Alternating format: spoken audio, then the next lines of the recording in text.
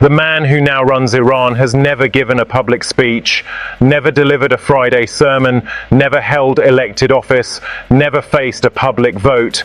Many Iranians have never heard his voice.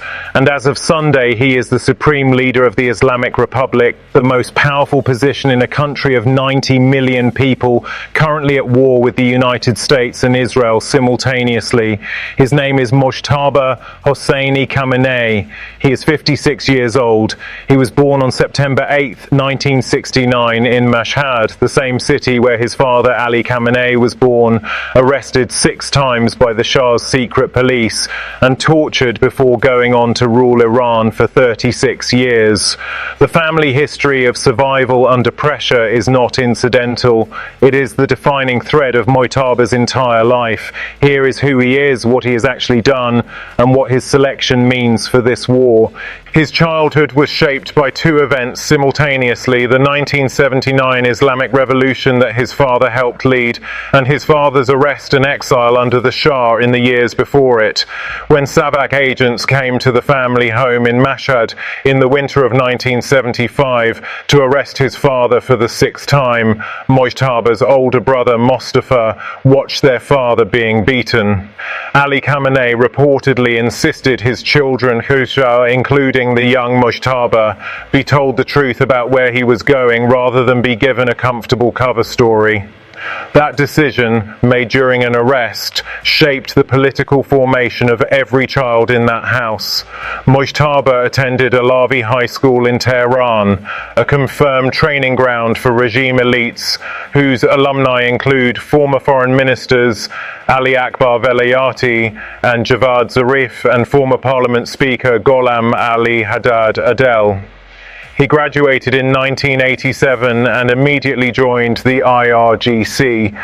He served in the Habib ibn Mazahir battalion of the 27th Muhammad Rasulullah Division during the final years of the Iran-Iraq War.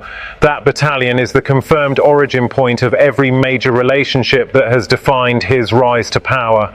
Among the fighters who served in the same formation were Hossein Taib, who became the head of the IRGC's intelligence organization, and Hossein Najat, who became commander of the IRGC's Sarala headquarters, which manages security in Tehran.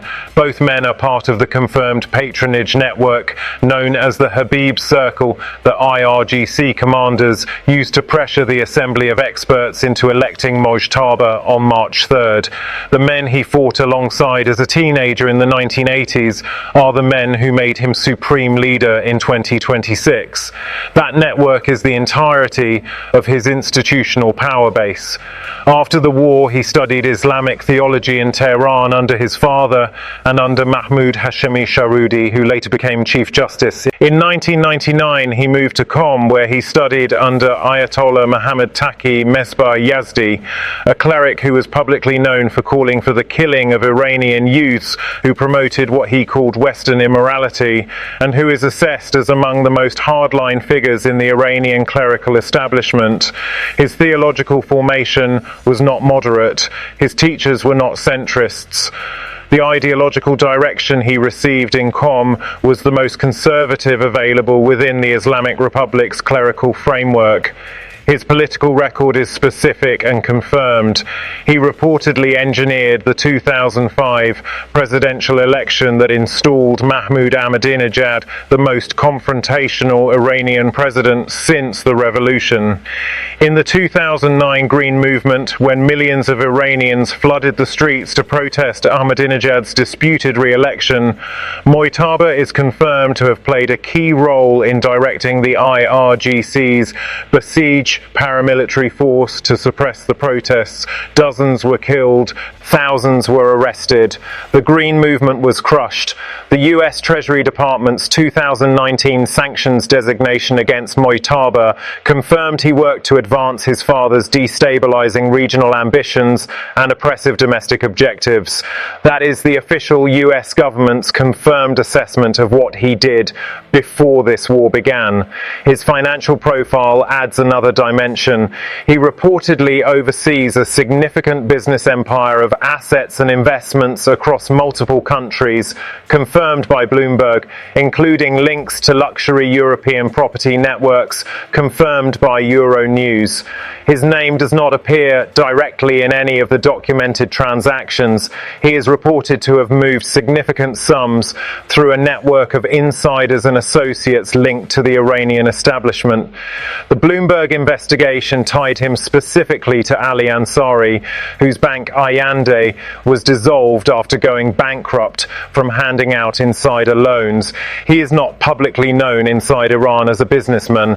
Analysts assess his economic influence as a consequence of his political position and IRGC ties rather than commercial activity. His wealth exists within the system rather than outside it. On the question of the nuclear program, the stated reason the United States launched Operation Epic Fury, Mojtaba Khamenei's confirmed position is more aggressive than his father's. His father issued a fatwa declaring nuclear weapons forbidden under Islamic law. Analysts confirm Mojtaba is assessed as more favorable to developing an Iranian nuclear weapons program than his father, and is considered likely to support a reinterpretation of that fatwa. The Daily Telegraph assessed he would view the United States as an implacable enemy and would be likely to escalate the conflict and unlikely to make any compromises. That assessment was published on the day of his appointment. It is not a projection about an unknown figure. It is a characterization of a man whose confirmed record, Qom under Mesbah Yazdi, Basij suppression of 2009 protests, IRGC patronage networks, nuclear program support, points consistently in a single ideological direction. He survived the February 28th strike that killed his father, his mother, his wife Zara Haddad Adel, and one of his sons. He was not in the compound when the missiles hit. The Times of Israel confirmed on March 7th that Israel believed Mojtaba was alive, but wounded after being targeted in strikes earlier in the week. He survived those strikes too. The UANI analysis confirmed that his survival of the opening strike, like his father's survival of an assassination attempt in 1981 that left his hand paralyzed, carries significant symbolism in the Islamic Republic's political culture. His father was called a living martyr after 1981, and that designation propelled his career from president to supreme leader. Mojtaba's survival is already being framed in the same terms inside Iran. The confirmed strategic meaning of his appointment for this war is not ambiguous. His selection consolidates hardline control at the exact moment the Islamic Republic is under its greatest military pressure since 1979.